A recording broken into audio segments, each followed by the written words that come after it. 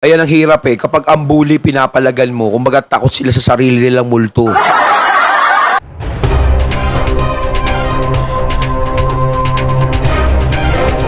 Ayo, what's up? Ako nga pala si BT at nandito ngayon tayo sa BT Reaction and welcome to my channel, Tunay na Kritiko. Meron tayong panonooring video ngayon. Ito po ay nagmula kay News PH. Sa mga hindi pa po nakakabisita sa channel ni News PH, bisita na po kayong mga katunay at kung hindi pa kayo nakakapag-subscribe, subscribe na din po kayo mga katunay kay News PH at syempre huwag nyo rin po sana kalimutan na mag-subscribe dito sa channel ko sa Tunay na Kritiko sa mga hindi pa nakakapag-subscribe and click the notification bell para maging updated po kayo sa mga reaction videos na aking ilalabas. At huwag na natin pagtagalin at sabay-sabay na nating panoorin ang laman ng video na hatid sa atin ni News PH at bibigyan natin ng reaksyon dahil ang China umatras na. Aba, natakot na sila.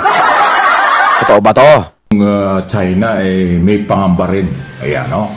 May pangamba rin sila. Ito ay kaugnay po sa US Military Alliance dito sa Asia Pacific. Yan ang kinababahala nung Wang Yi. Yun po yung Chinese Foreign Minister tungkol dyan sa dinidevelop ng Amerika dito sa ASEAN region. Sandali ha, gusto kong iparinig sa inyo yung maiksing bahagi ng kanyang sinasabi itong mataas pong opisyalis ito ng China. Chinese Foreign Minister, di ba? Mataas na posisyon yun. Gusto kong iparinig sa inyo yung kanyang sinasabi tungkol dito. We insist on resolving differences and disputes among countries through dialogue and consultation and on facing up to each other's legitimate security concerns. We oppose the wanton expansion of military alliances and the squeezing of the security space of other countries. Ayun, so malinaw po. Wang's comments came Yan as ang tawag ito. Yung tinatranslate na po yung kanyang lingwahe. Alam naman natin kung Chinese lingwahe yan. Nagsalita sila, yung lingwahe nilang ginagamit. Wala silang pakalam kung maintindihan mo hindi yan. Okay? Pero din po sa ginawang yan, so malinaw po yung sinasabi nitong si Chinese Foreign Minister Wang Yi. Okay? Nababahala sila dun sa galaw.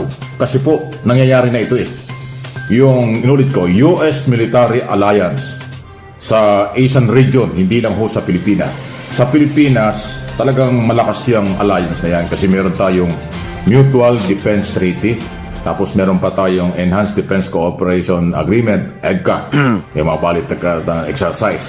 Pero kanyang mga gunita, yung General John Aquilino, yung commander ng Indo-Pacific, ng US government, Indo-Pacific Commander dito sa Asia, ayun ang lakad niya noong last week. So, doon na bahala itong Chinese official. Pero, ibig sabihin, nagpapatunay doon na natatakot din sila sa pwedeng mangyari. Pero, hindi naman sila natatakot doon sa kailang ginagawa. Diba, doon po sa bagong mapa nila, kanilang kinukuha na yung buong South China Sea at idinamay pa yung malaking bahagi ng West Philippine Sea. Ayan tama si Sir Mike Abe. Natatakot sila sa mga nangyayari, pero hindi sila natatakot sa ginagawa nila. Ngayon, nakikita nila yung pagsasanib puwersa, yung alyansa na yan, ng Amerika at ng iba't ibang bansa na kaalyado natin. No? Na handang tumulong at dumipensa para sa atin. Dati kasi parang wala sa kanila eh. Di ba? Parang binabaliwala nila tayo dahil alam nila ngayong kapasidad natin hindi kaya. No? Talagang akala nila ganito lang tayo dahil hindi na nga tayo humihingi ng tulong sa Amerika doon, di ba? Nitong mga nakakaraan. Ngayon lang uli bumalik ang magandang relasyon ng Pilipinas at ng Amerika. Sa ginagawa ng China, naaalarma sila ngayon dahil pinaghahandaan sila. Nakikita Nakikita na yung yung malaking alyansa na namumuo. Kung sakasakaling magkaroon ng hindi magandang pagkilos ang China laban sa atin o sa alinmang bansa na kaalyado natin. No, lalong-lalo na yung pagdepensa dyan sa West Philippine Sea. Nakukuha din pala kayo sa sindak. Kasi kung tayo-tayo lang wala, tignan nyo dati, di ba hindi sila nasisindak sa atin? Akala nila ganito lang tayo. Tayo habol tayo ng habol sa kanila, lapit tayo ng lapit, binabaliwala na nila tayo. Ngayon nakikita na nila, no, yung maaaring mangyari at yung mga maaaring makalaban nila kung sakasakali na ipilit nila yung gusto nila. Merong exclusive economic zone ang Pilipinas, di ba? Yung 9 ginawang 10 dash line. So ayun po ang sinasabi niyan. So ito isang pagpapakita na alam ng China, marami silang magiging problema pagka nagpatuloy ang kanilang panggugulo dito sa ASEAN, hindi lang sa Pilipinas. Dahil alam na rin ng China, napakalakas ng relasyon ng ASEAN region laban sa kanila.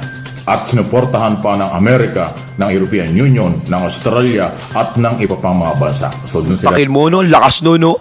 Ang dami nilang makakalaban tapos ikaw China ka lang. Oo, para kang mag-isa ka lang tapos kakalabanin mo puro maton, 10 maton. Sa tingin mo ba? Malabo naman kasi FPJ na mapapatumba mo yung 10 maton eh. Yung nga nakikita natin sa pelikula, yung bida na papatumba yung mga malalaki yung katawan. Pelikula lang yun eh. na nababahala. Kaya, again, ang akin pong apila sa ating mga kapwa Pilipino, manindigan naman po tayo. Kung yung military alyansa ng Amerika at ng ibang bansa dito sa rehiyon, ino-organize na o nagpapalakas sila. Na ang ipinaglalaban dito ay bahagi yung parte ng exclusive economic zone ng bansa, ay bakit naman tayo mga Pilipino ay magkakawatak-watak dyan? Manindigan ang Pilipino. Ipaglaban ang sariling atin na teritoryo. Yun lang po yun. Hindi tayo makikipag-away. Hindi natin hilig makipag-away. Manindigan lang tayo sa tamang mga sinasabi. At pagkundina sa ginagawa ng China, enough na yun. Kung ano yung aksyon, legal action, or kung ano mga aksyon higit pa doon, bahala na ang Estado. Napatunayan na natin na si Pangulong Marcos ay tinitira ng iba na mahina daw. Ito, lumalabas ngayon na siya lang ang nakagawa ng pagpapatanggal nitong floating barrier. Kasi ito palang floating barrier na ito, paulit-ulit na mula pa noong 2012. Ay ano ngayon, 2023 na. Di ba? 11 years na po nakabalik-balik yung floating barrier na yan, walang makapagtanggal. Inililipat-lipat lang yan na kung saan-saan lugar ng China, ng Coast Guard ng China, dyan sa West Philippine Sea. Pero dito sa ilalim ng Pangulong Marcos, sabi niyo mahina, hindi gumagalaw, umaksyon siya. Siya yung nag-utos, ang Malacanang, sa Presidential o Philippine Coast Guard. At sinisid kahit malalim, pinutol. Kaya nga, di ba, ginawa ko sa isang report ng isang araw, yung ating isang video. Warning pa nga itong China at tayo daw ay nagpuprovok ng gulo dahil tinanggal natin yung floating barrier. Mariosep, tayo pa yung nagpo-provoke ng gulo, no? Halos sila na nga yung gumagawa ng ganyan, tayo pa pinagbibintangan. Ayan kasi pumapalag na sa kanila, no? Ayan ang hirap kapag ang bully pinapalagan mo, kumbaga takot sila sa sarili nilang multo. Tsaka tama naman din yung sinabi uli ni Sir Mike Abe, no? Hindi naman tayo nakikipag-away sa kanila. Kumbaga, etong ginagawa natin is pinaghahandaan natin kung ano yung maaaring mangyari. Hindi lang naman sa China, sa iba pa na maaaring mamerwisyo sa atin. Mas maganda na yung parati tayong handa kaysa yung kikilos tayo kung kailan nandyan na. Mas lalo tayong mapeperwisyo. Ngayon nakikita ng China yung paghahandang ginagawa natin. Ngayon tayo pa yung sinisisi nila sa ganyan, na tayo ang magsisimula ng gulo. Hindi po kami nagsisimula ng gulo. Ang mga Pilipino hindi nagsisimula ng gulo yan. Hanggat maaari, madadaan kayo sa diplomasya. Pero ang tagal na namin, ang tagal na ng mga Pinoy o yung gobyerno namin na gumagawa ng diplomasya para sa inyo at kinakausap kayo, pero ano ang ginagawa ninyo? Hindi nyo pinapakinggan ang mga Pilipino. Sa halip na pakinggan nyo, ginagawa nyo kung alin ang gusto nyo at ginagawa nyo rin na sakupin ang mga bagay na teritoryo din naman ng Pilipinas. Ating yun bakit nila nilagyan ng gano'n? So, si Pangulong Marcos lang ang nakagawa. Kaya suportahan natin itong hindi man masyadong masalita, tuloy-tuloy ang gawa ng Pangulo. Yun yung malinaw. Kaya Ayun maganda, no? Ika nga, ang taong hindi masalita, ayan yung yan yung gumagawa kaysa sa daldal ng daldal. Like me. Tayo mga Pilipino, kalimutan na natin ang anumang kulay ang ating pinaniwalaan sa politika. Magkaisa para sa bansa. magkaisa para sa ating karapatan, manindigan para sa ating property. Wala nang ibang magmamalasakit at kinakailangang ipakita, Pilipino lang. Kaya again, yung mga Pilipino na iba ang paniniwala at nagiging propagandista pa ng China, ayun nga yung sinasabing may pagkataksil, may pagkatraidor.